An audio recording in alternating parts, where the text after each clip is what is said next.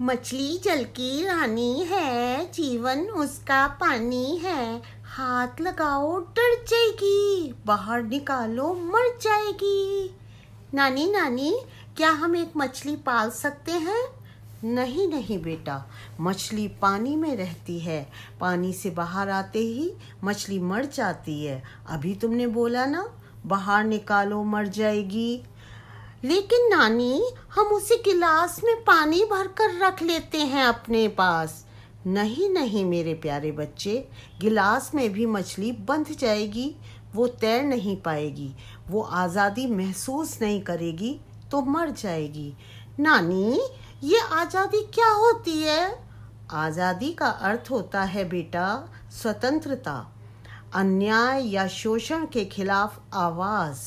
जब भी हम किसी पक्षी को या जानवर को या मछली मेंढक को बंद कर देंगे तो वो अपनी कलाकारी भूल जाता है। मछली गिलास में तैरना छोड़ देगी, बुलबुल पिंजरे में गाना छोड़ देगी, मोर को जंगल से घर लाने पर वो नाचना छोड़ देगा। तो नानी, हम मछली को बाल्टी में तो डाल सकते हैं ना? नहीं बेटा, तब भी उस पर बंधन रहेगा। और जब भी किसी पर बंधन होता है तो जीवित प्राणी या तो उम्र से पहले मर जाता है या बागी होकर क्रांति कर देता है। नानी नानी, ये क्रांति क्या होती है? हाँ बेटा, जैसे जंगल में अगर बहुत से जीव इकट्ठे हो जाएं, जैसे मानो हाथी एक साथ बांध दिए जाएं, तो वो इकट्ठे होकर मनुष्य पर हमला कर सकते हैं। ऐसे ही मनुष्यों को, समाज को यदि किसी बंधन में बांधा जाता है तो वो क्रांति कर सकते हैं। क्रांति का अर्थ होता है व्यवस्था परिवर्तन, विद्रोह या बगावत। बेटा, ऐसी ही एक बगावत में तुम्हारे नाना जी के परनाना जी भी शामिल हुए थे 1857 ईस्वी में। नाना जी के परनाना जी? वो कैसे नानी? क्या वो भी लड़ते थे नानी? हाँ बेटा, ये सन 1857 की बात है, जब देश के महान वीरों, महानायकों और शहीदों के साथ तुम्हारे परनाना एक छोटे से सैनिक हुआ करते थे। हमने भी अपनी नानी से उनके बारे में कहानी सुनी थी। नानी नानी, मुझे भी सुनाओ ना वो कहानी। हाँ बेटा, सुनाती हूँ। ये बात है उस समय की जब भारत सोने की चिड़िया कहलाता था। ये सोने की चिड़िया? भारत में सोने की चिड़िया भी होती है नानी? ये क्या होती है? बेटा, सोने की चिड़िया का मतलब होता है कि उस समय भारत में अपार धन संपदा पाई जाती थी। वो दुनिया के सबसे अमीर देशों में शामिल था, जिसके चलते हर कोई हमारे देश पर शासन करने का सपना देखता था। भारत में सोना चांदी के भंडार ही नहीं, मसाले, कपास और लोहा भी बहुत मात्रा में था। यहाँ पर एक ऐसा मोर सिंहासन था बेटा, जिसे बनाने में करीब 1000 किलो सोना लगा था और कोहनूर हीरा तक जड़ा हुआ था उस पर। उसकी कीमत 4.5 अरब रुपए थी। अच्छा नानी, इतना कीमती सिंहासन कहाँ पर है वो अब? हाँ बेटा, उसे भी अंग्रेज ले गए अपने साथ। असली में बेटा, भारत के लोग बहुत भोले थे। बाहरी आक्रमणकर्ताओं को भी अपना अतिथि समझते थे। ऐसे समय में, उस काल में 1857 से पहले विदेशी व्यापारियों की दृष्टि मेरे प्यारे भारत पर पड़ गई बेटा। मेरे भोले भारतवासी विदेशियों को बहुत सम्मान से देखा करते थे। उसी समय में ईस्ट इंडिया कंपनी को भारत में व्यापार करने के लिए ब्रिटेन की महारानी ने छूट दे दी।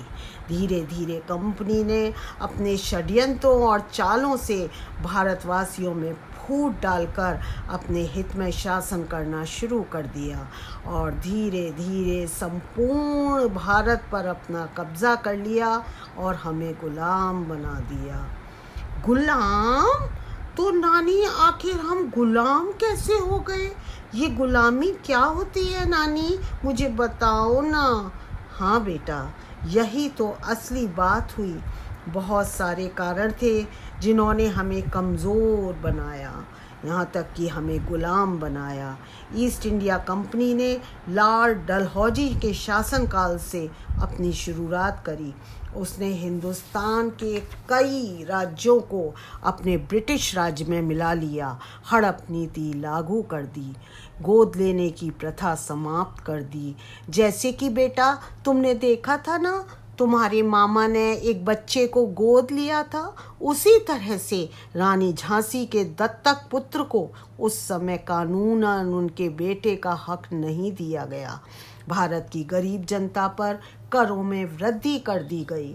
अकाल पड़ जाने के बावजूद गरीब किसान और जनता करों के बोझ से दब गई, जिससे विद्रोह पनपने लगा।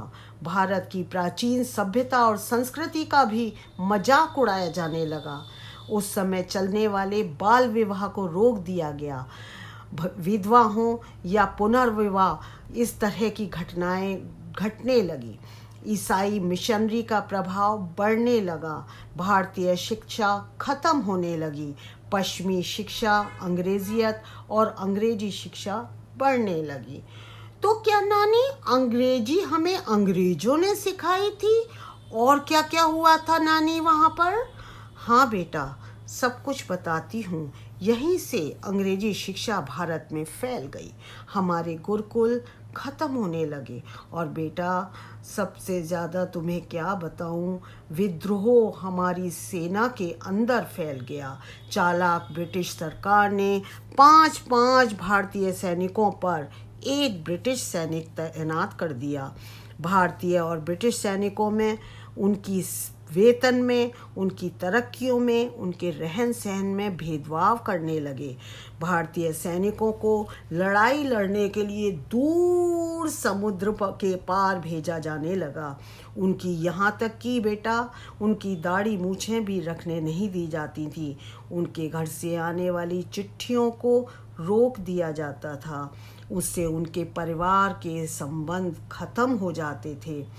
बेटा आगे तुम्हें क्या बताऊं, भारत की जितनी भी हस्तकला थी वो सब बड़ी बड़ी कीमती वस्तुएं विदेशों में भेजी जाने लगीं और हमारे देश में विदेशी सामान बिकने लगा।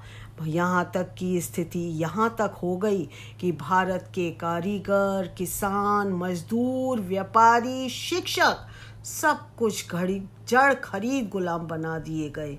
यहाँ तक कि बेटा हमारे सारे इतिहास को ही बदल दिया गया। नानी, क्या अंग्रेज इतने अत्याचारी थे? हाँ बेटा, वो बहुत अत्याचारी थे। और सबसे बड़ी बात, इन सबसे ऊपर उस समय सेना में एक बंदूक पाई जाती थी जिसका नाम था एनफील्ड राइफल। तो एनफील्ड राइफल को उस समय ऐसी स्थिति में शामिल किया गया जिसके मुंह पर गाय और सूअर की चर्बी लगी थी। ये बात जैसे ही सबको पता चली तो सैनिकों में विद्रोह फैल गया। सबसे पहले ये चर्बी वाली बात बंगाल के दमदम में पहुंची, वहां से बहरामपुर और फिर ये बैरकपुर छावनी में पहुंच गई। नानी, फिर क्या हुआ? ये तो बड़ा गलत हुआ। तो फिर हम लोगों ने नानी अंग्रेजों को मारा क्यों नहीं?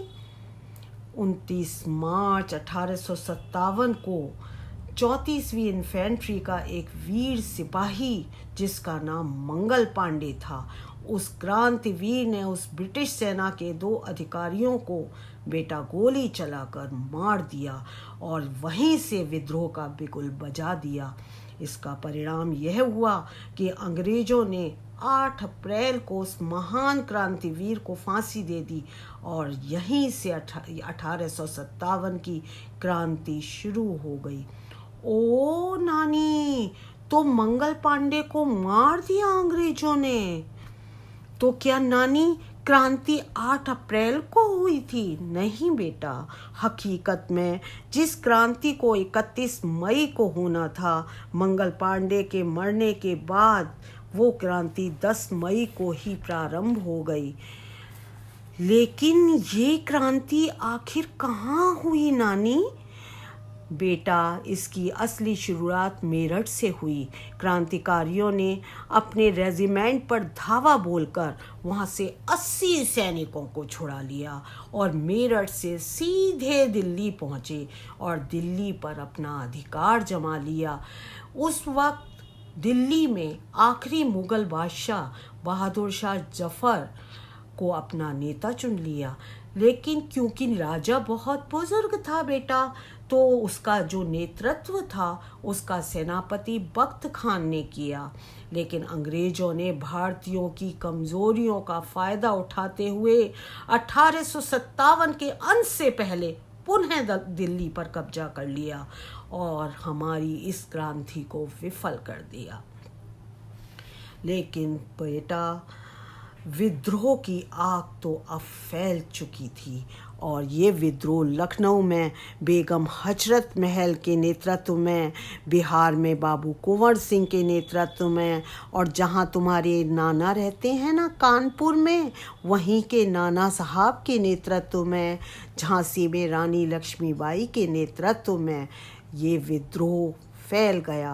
क्रांतिकारियों ने भी इस विद्रोह में अपना तन मन धन और यहाँ तक कि अपना जीवन भी झोंक दिया। फिर भी बेटा, विद्रोह असफल हो गया। नानी, विद्रोह क्यों असफल हो गया जब इतने सारे लोग लड़ रहे थे और हमारे देश की महारानियां भी क्या इस विद्रोह में भाग लेती थी? हाँ बेटा, रानी झांसी और बेगम हजरत महल के साथ साथ बहुत सी वीरांगनाओं ने भी इस क्रांति में भाग लिया। लेकिन बेटा, क्योंकि ऐसे बहुत से राजा थे जो अंग्रेज़ों से मिल गए थे, जैसे कि कश्मीर के राजा गुलाब सिंह, पटियाला और कपूरथला के सिख शासक, नेपाल के जंग बहादुर और टीकमगढ़ और टिहरी के राजा भी, अफ़गानिस्तान के दोस्त मोहम्मद ने भी इन वीर क्रांतिकारियों के मंसूबे में पानी फेर दिया था और अंग्रेज़ों की भरपूर सहायता की थी। देश के कई राज्यों में बेटा कुछ ऐसी भी बात हुई जिन्होंने विद्रोह में भाग ही नहीं लिया बेटा। और इससे ऊपर सबसे बड़ी बात ये थी कि हमारा कोई भी नेता ऐसा नहीं था जिसकी बात सब लोग मानते हों। छोटे छोटे राजाओं को अंग्रेज़ दबा दिया करते थे। क्रांतिकारियों के पास बहुत ही सीमित हथियार थे। उनके हथियार अंग्रेज़ों के हथियारों के सामने टिक ही नहीं पाते थे।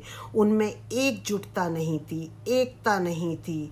जो पढ़े लिखे लोग थे उन्होंने उन क्रांतिवीर लोगों से दूरी बना रही थी, इसीलिए ये आंदोलन विफल हो गया बेटा, क्रांति रंग ना ला पाई।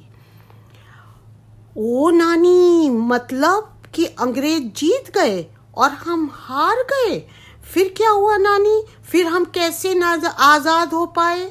हाँ बेटा, इसका परिणाम यह हुआ कि जुलाई 1858 में विद्रोह को दबा दिया गया।